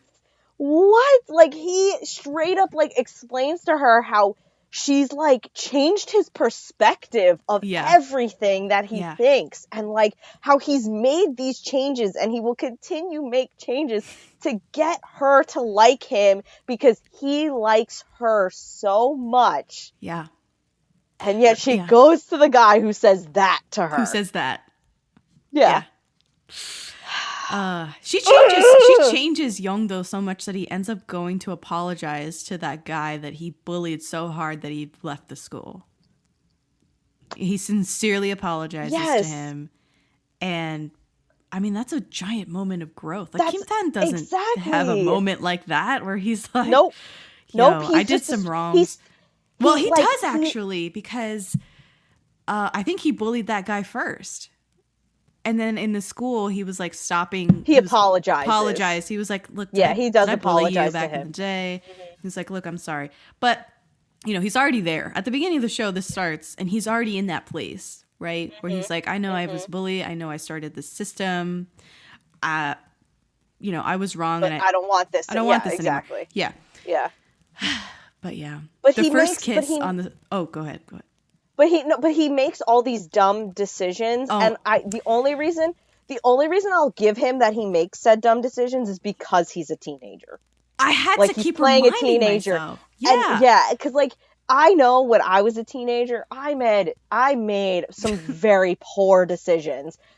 Meanwhile, mine didn't cost my family millions and billions of dollars, but like very much.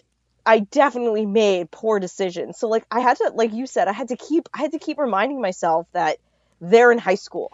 Right. And they're going to make these mistakes. Stupid decisions. Yeah. Yes, yeah, exactly. Absolutely. What's a stupid decision? The first kiss up on the rooftop. Did you have any? So she's been through a very stressful, scary few minutes eating with Young-do because he's in the middle of like bullying her. Not bullying her. He's trying not to bully her, but he's so aggressive and intimidating that she's scared shitless. And he makes her sit in the hot seat at lunch. She thinks that he's bullying her. He's not. He's trying to woo her. Go figure. Yeah. And the boys clash. Kim Tan screams for her to get up because he like disrupts the whole lunch that they're having.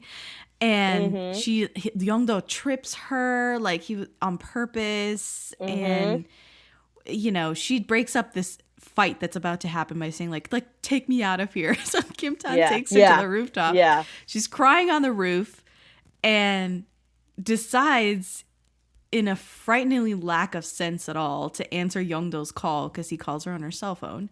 Yeah. And she's like, in a frenzy, she's like, well, he knows the truth. I'm not a parvenu.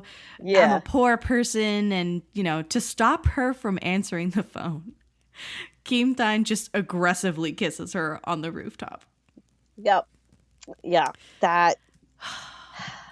I have to say, I didn't like any of their kisses. Oh, my God. Same. The only one. I didn't.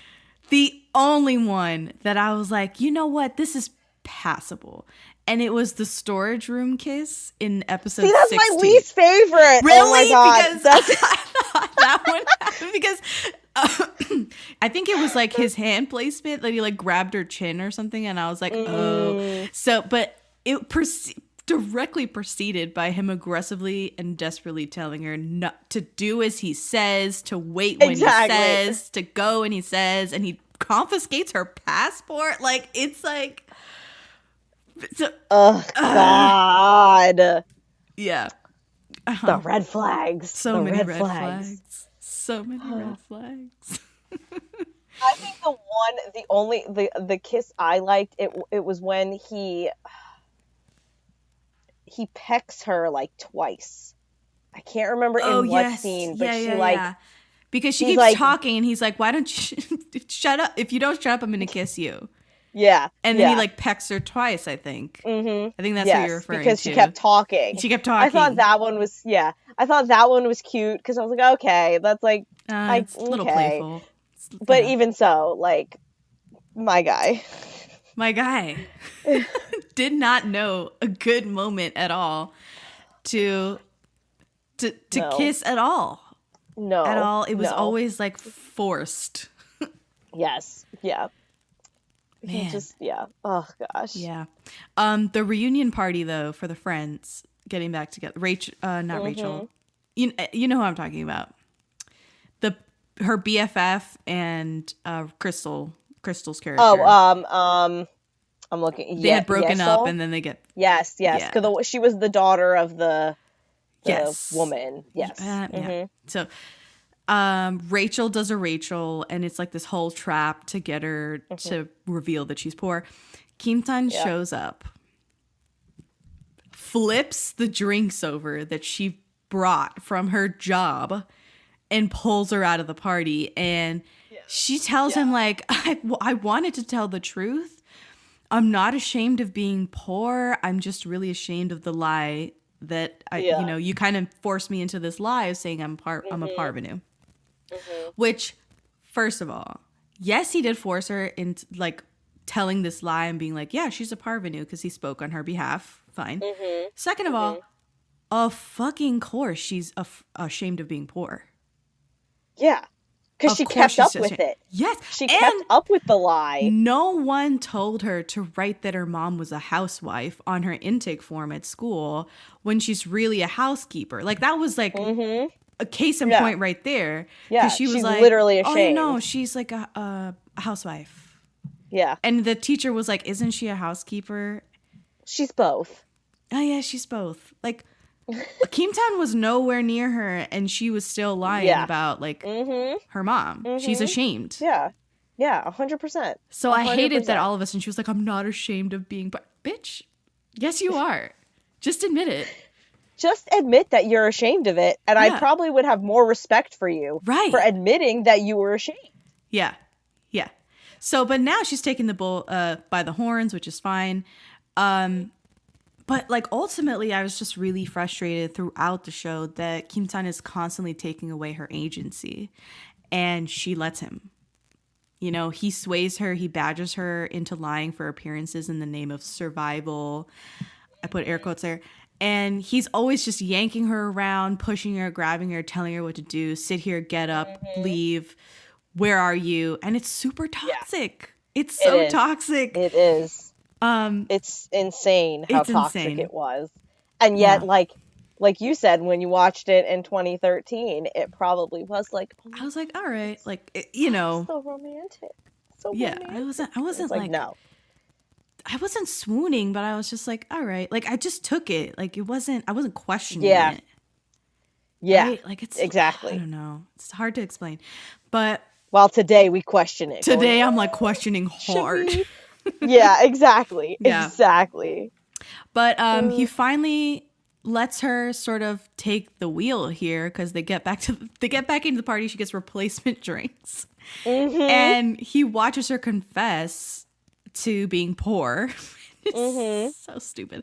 But anyway, and then he even stops her best friend from like interfering. And this is actually a good part because they ask him like, oh, was Kim Tan also fooled? Did he also know that she was poor and all this stuff? And he was like, yeah, I was fooled. And like I paraphrase here, but he says something like, she acted all strong, but look, she's trembling. implying that of course he knew that she was poor, and like he knew that she was gonna like confess now. Nothing changed. No. So, but then they have this like really K-drama moment. They dim the lights. Like there's like a spotlight on the spotlight. I was like, oh my god. Oh my god. He slowly like strips off her work apron, which is like, why is this so sensual actually? And then he puts on the corsage as if it's a fucking prom, and he kisses her on the forehead, and I'm like, what is going on? My question with those corsages was, do they think Americans have like these get together reunion parties and we put corsages on and like celebrate people getting back together? No, sorry, it's not how that works. Yeah. So they've been watching too many prom movies. Oh man. So let's talk real fast about Kang Han-no's character, because he's the kid who, like, he's older. I think he's a senior while they're sophomores or something like that. And he has a very interesting subplot that I thought like he does. They didn't like. They didn't build it enough. I don't know. It was very juicy. Because he skipped, never mind the whole, like, he has a crush on his tutor thing and, like, it doesn't work out. It's, like, half-baked, whatever. But he skips the CSAT. And his mom and dad are calmly but firmly suffocating and overbearing. And they're choosing his future for him. And he's just expected to comply. And on top of all this, they've been talking back and forth in hushed tones about his suicide attempt, which the mom is like completely denying or dismissing entirely. Ignores it. And it's nauseating to see him at home with his mom, and how like you're kind of worried for his character towards the end, especially like right before he enlists. I'm like, they better not. He better not try to unalive himself again, because you know, I feel like he was put in a corner. He was completely trapped, and he was and I remember in like the first episode you ever like saw him in, was he like ran to the kids' bathroom. I think it was Youngdoo's bathroom, and at the hotel, like, and I'm like, what the heck, like what's going up on with here? him? Like I could like clearly tell. And then like he talks about how he doesn't eat.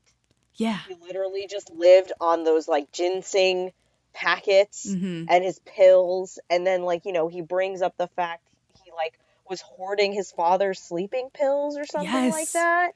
And you're sitting there and the mom's just got this like almost crazy eyed, like, you're not gonna, I will make sure you don't do anything that I don't say you can do.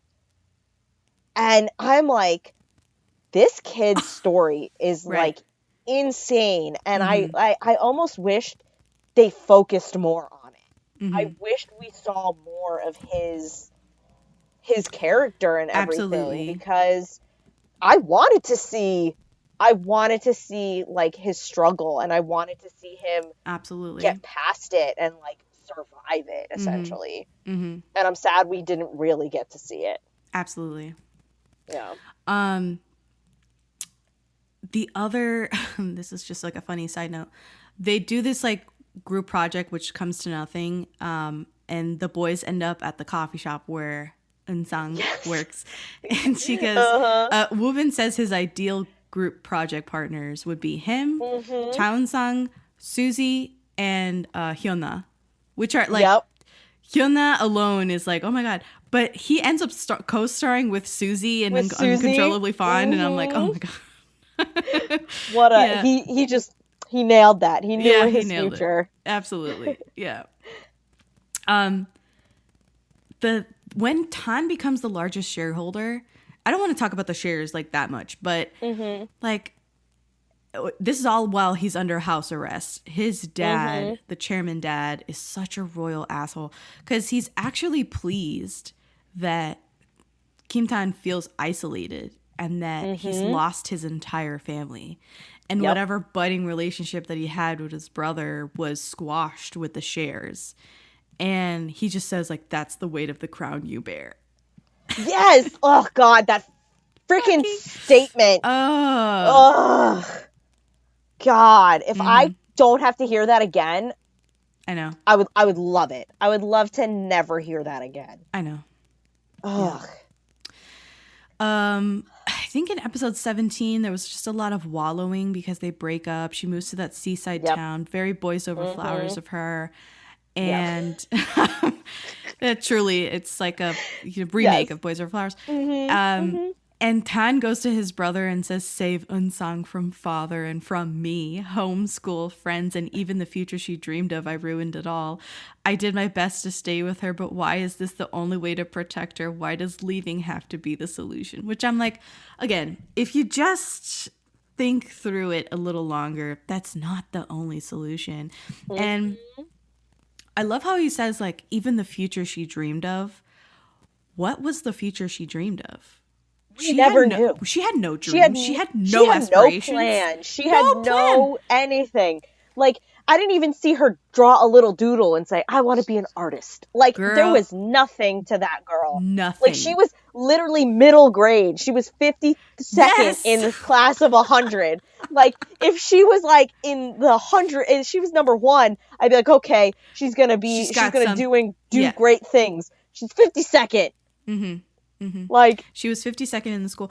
And when she filled out before she switched school, she filled out like one of those questionnaires, like what are your preference schools and stuff like that. She had no schools listed, and what she wanted, like what was her dream, it said like to get a job. I'm like, definition of a person, of a character with literally no goals, no ambitions, no personality, nothing worth rooting for. She has no talent. Like, sometimes they have, like, oh, I like to do this. Like, I'm creative in this way. Like, she has nothing. Yeah, nothing. Not a zip zero. Like, they're,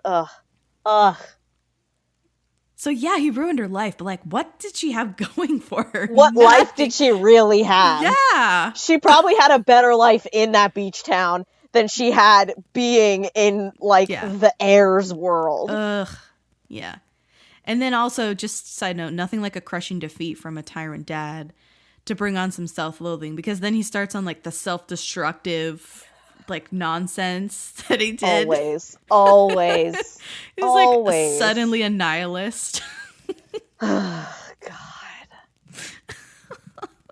I can't. Oh, God. So they fit every like old school K-drama trope thing that you would roll your eyes at into this 20 episode show. I know. Absolutely. Every single one. Yeah. Oh my gosh, let me see. The mom leaving the chairman dad, but then the chairman dad finds that absurd. Like, he's like, that's absurd that you try to leave me, that you think you can leave me. And he commandeers it. He commandeers her freedom, and like all his minions start packing her bags. I'm like, oh my God. Yeah. Ridiculous. I think I have just a few things left to talk about, if that's okay. So there's a reference to the movie The Housemaid in one of the earlier episodes. I don't know if you caught it. I don't know if I caught that. Because the mom, the maid mom, she's cleaning the bathroom tub, squatting with like her legs exposed. And it's a reference to The Housemaid, like that erotic thriller, which stars Jun Do-yeon from Crash Course in Romance. Like, that's where people know her from now. Yeah. And Lee Jung-dae from Squid Game. So that's why the mom... I definitely didn't catch that reference. The mom walks in and is, like, freaked out that she sees the maid, Chansung's mom, like, in that position. She looks kind of like it's unusual, and her legs are out. And she's like, why are you doing that? Because it's from that I had movie. I never... Oh my God. Yeah. Especially now that I kind of remember that movie better. I don't know if I don't think I had watched it at that point. Yeah, I don't think I had watched it at that point. But now I'm like, oh my God. Yeah, now you get the reference. Yeah, it's an adult, actually a very adult reference. It's for the, not for the kids, I would say. I have in my notes, they're always doing drastic things to each other and to Eun-Sung just to prove a point. Like, Young-do pushes her into the pool just to say that that's what Kim Tan will be doing to her. Like, he'll pretend to have her and then just, like, let go. Just drop her. Yeah, just drop her. And she responds like, I already knew that. But, like, what the hell?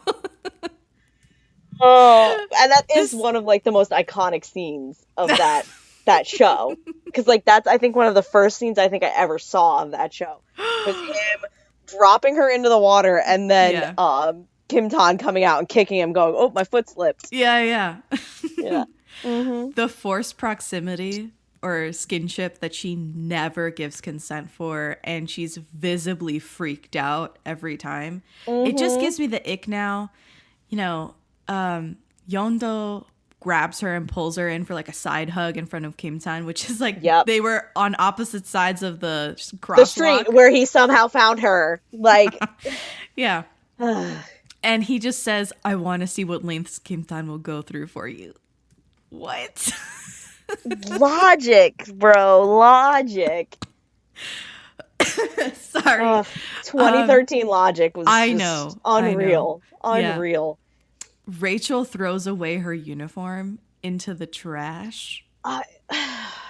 And when she finds her school uniform, she finally slaps Rachel because Rachel insults her mom. And she's like, I can take any insult you throw at me, but don't insult my mom. And I'm like, oh, that, you know what? Like, she needs to actually apply that to herself as well. Everything else. Yeah, literally. Because, yeah. I mean, it took that much, but finally she slapped her. Episode 15. Slap she deserved. The slap she deserved 20 times over, honestly. Chairman, the chairman. Chairman Dad. Yeah, Chairman Dad. He wants her to break up with Kim Tan and chooses this ultimatum that he gives her. Yes. I already know this ultimatum. He has 2 tickets on the table, 2 plane tickets. And he says, you know, you can go, the first option is you can go wherever you want. You break up with Kim Tan and you can go wherever you want, be it the Korean countryside or the UK or the US or France, wherever, it doesn't matter. Or you get 15 more days with Kim Tan and you can like spend as much time with him as you want. And then I get to choose wherever you're shipped off to, and it won't be as nice as the US, the UK, or France. And I was like, first of all, like, this is not your child. Like, how can you tell an underage kid where the hell they should go and ship them off to God knows where? And it's like, what are the parental laws in this country? He is, yes, yeah. It's someone else's child, and he's just like, this is how it's gonna go. And I'm like, first of all, fuck you. Second of all, and thankfully she doesn't choose anything that he, like, she doesn't choose any of the options. They just go to live like wherever. She gets out of, because she was like at the airport and then they like did a switcheroo and she ends up like not leaving the country. Yeah. It's really weird. It's bizarre. It's, yeah. God. What weird. Yeah. We were talking earlier about Kim Tan's self-destructive kick, and he comes home looking like Tyler Durden, like straight up Fight Club. And the Chairman Dad says that his antics aren't cute anymore. And I was like, pause. You thought that him getting beat up every night and just completely losing his shit was cute initially? You thought it was he's just in a silly, goofy mood. Right. Like, what? So it's just so, and then Kim Tan sounds so whiny when he begs his brother to send him to America. In that very same, like, the next scene or something. Yep. So it's like not. Why does Eun-Sung want this guy? I don't know. Like, I pick Woo-bin. Like, Woo-bin, He had so many red flags in the beginning, and he's literally the definition of the memes of women who say, I can fix him. Yes. but she actually freaking did. Fix him. She actually fixed him. She did what we dream of doing, and she didn't choose him. I get so flipping. I just get so angry at that fact that like you said, he literally becomes the best character. He becomes the best character. Right. You know, there's a really good moment between him and her mom because first of all, he's stalking her in a later episode when they're in the seaside town. Mm-hmm. But she's not at home. The mom sees him and she invites him inside and he cries because she made him a home-cooked meal. Mm-hmm. And you do feel a bit for him. Yeah, you do. Because he lost his mom. He has no clue. She just up and ran away. Let's talk about this. Okay. Really fast. And we're not going to spend 30 minutes on this, but honestly, what the hell was his mom thinking? She not only abandoned her child, but she was in town. Yes. She was there. She was there. She was there.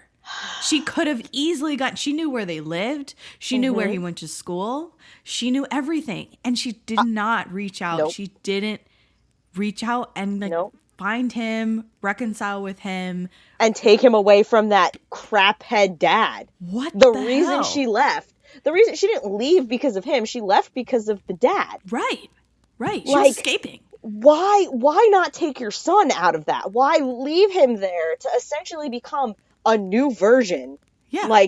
Dad 2.0. Why would you allow that as a mother? Yeah. And in the final episode, he finally plucks up the courage to go see her because she left a business card with the owner of the snack shop. Mm-hmm. Of all things. And he drops by. And she's like, I'm so sorry. I meant to go see you. You've grown up so big and strong and I'm so sorry. And I'm like, what kind of mother does she think she is? Because honestly, wrong choice after wrong choice for that lady. Fine, you feel under pressure. You feel like you got to get out of Dodge or whatever. Mm-hmm. But she didn't go nowhere. Yeah. Yeah. She stayed.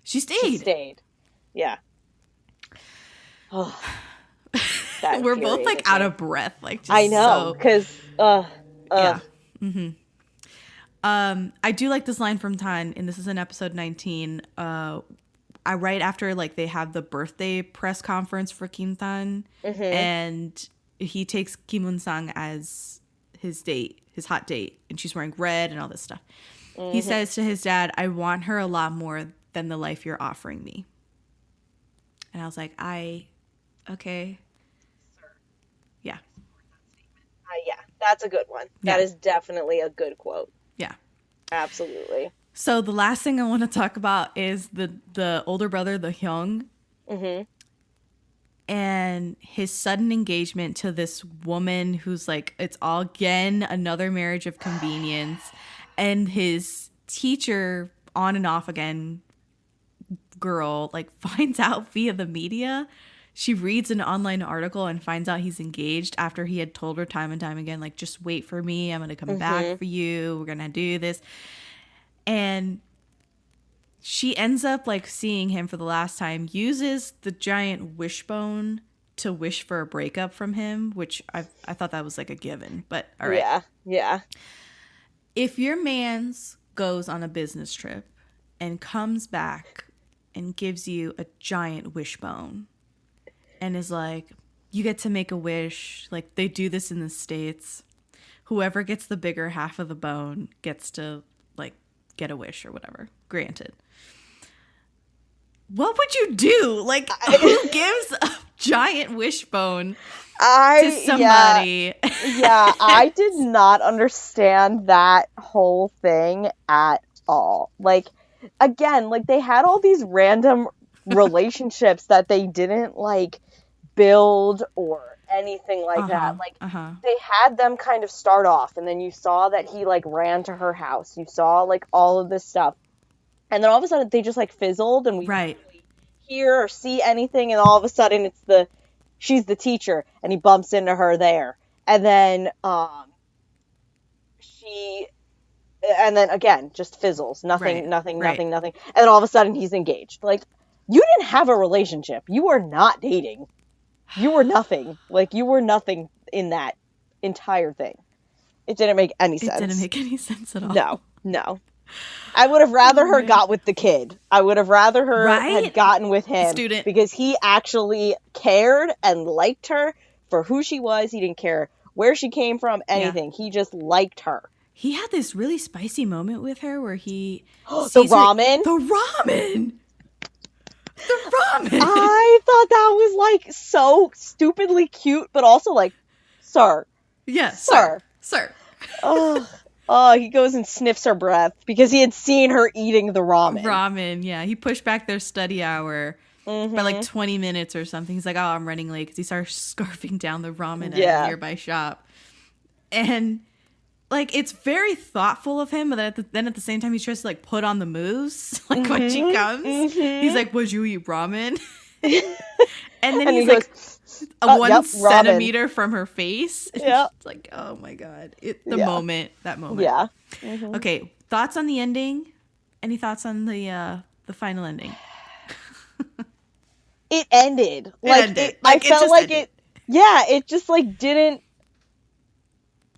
It literally, it just ended. It didn't have this like great big enjoying like. Yeah, it just ended. It was kind of like, okay, that's cool. That's cool. You wrapped up what you needed to wrap up, and you left all the other things that you completely forgot just a few episodes back. So it was.